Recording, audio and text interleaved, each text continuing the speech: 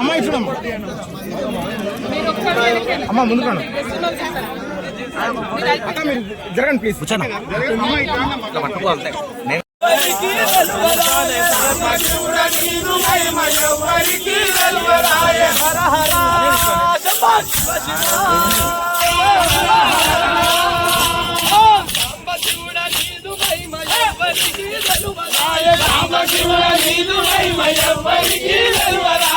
గంగాజలములెత్తి నీకు అభిషేకము చేస్తున్నంటే గంగాజలములెత్తి నీకు అభిషేకము చేస్తామంటే గంగజలముల చేప కప్పల ఎమిలని అంటివి శివుడా గంగజలముల చేప కప్పల ఎమిలని అంటివి శివుడా జై బలో లక్ష్మీనరసింహ స్వామికి జై లక్ష్మీనరసింహ స్వామికి జై లక్ష్మీనరసింహ స్వామికి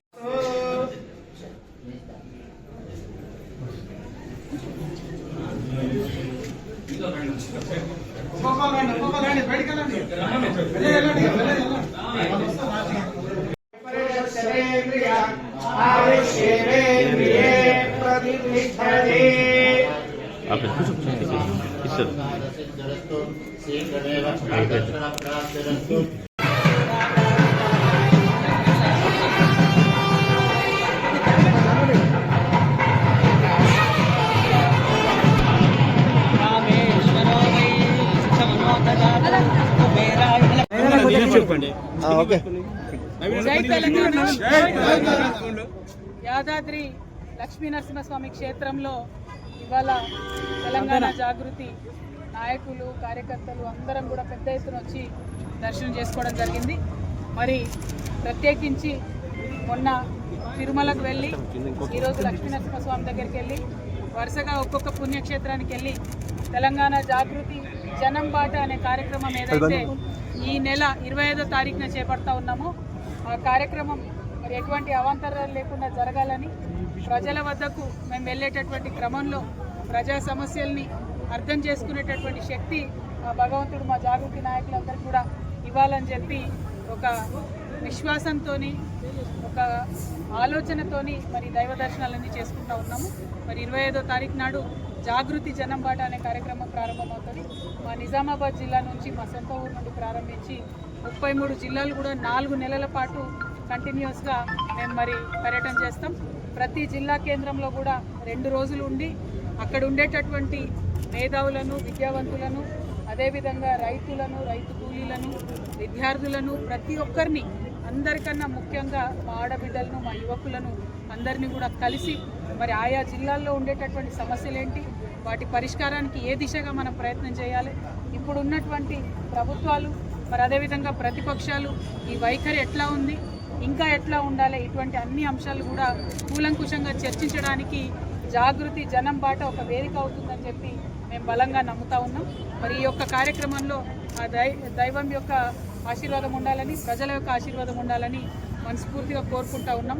మీ అందరికీ తెలుసు తెలంగాణ రాకముందు మన గుట్ట చాలా విస్మరణకు గురైంది. మన గుట్టకు తెలంగాణ వచ్చినాక గౌరవనీయులు కేసీఆర్ గారి ఆధ్వర్యంలో మంచి ఆదరణ వచ్చింది. చక్కగా పునర్నిర్మించుకున్నాం. మరి ఈ గుట్ట యొక్క ప్రాశస్త్యాన్ని దీని యొక్క పవిత్రతను కాపాడే విధంగా ఇప్పుడు ఉండేటటువంటి పాలకులు కూడా ప్రయత్నం చేయాలి. మేము అక్కడ వస్తూ ఉంటే చూసినాం రకరకాల విచిత్రమైన హోర్డింగ్లు అడ్వర్టైజ్మెంట్లు గుట్ట మీద పెడుతున్నారు. అటువంటి కాకుండా తిరుమలలో ఏ విధంగా అయితే కేవలం స్వామివారి కార్యక్రమాలు వస్తాయో స్వామివారి ఫోటోలు పెడతారో అటువంటి పెడితే భక్తులందరికీ బాగుంటుంది. ఇంకా చాలా సమస్యలు గుడి చుట్టూ ఉన్నాయి. ఈ సమస్యలన్నీ కూడా మేము మళ్ళీ యాదాద్రి భువనగిరి పర్యటనకు వచ్చినప్పుడు మైక్రో లెవెల్లో ప్రతి సమస్య మీద కూడా మాట్లాడతాం.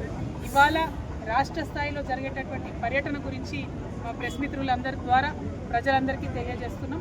మా జాగృతి జనం బాట కార్యక్రమం విజయవంతం చేయవలసిందిగా ప్రజలు కోరుతున్నాం. జై తెలంగాణ.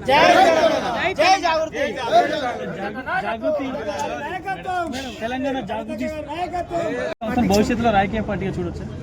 తెలంగాణ జాగృతి సంస్థ మీ అందరికీ తెలుసు 19వ సంవత్సరం మేము ఒక ఎన్జిఓగా పుట్టినా కూడా ప్రతినిత్యం ప్రజల కోసమే మాట్లాడినాం. ఆనాడు తెలంగాణ ఉద్యమంలో కూడా పాలిటిక్స్ మాట్లాడినాం. తెలంగాణ ఉద్యమంలో కూడా రాజకీయ సమీకరణలు ఎట్లుండాలి తద్వారా తెలంగాణ ప్రజలకు ఏ విధంగా బెనిఫిట్ పొందాలనే అంశాలు ఆనాడు మాట్లాడినాం.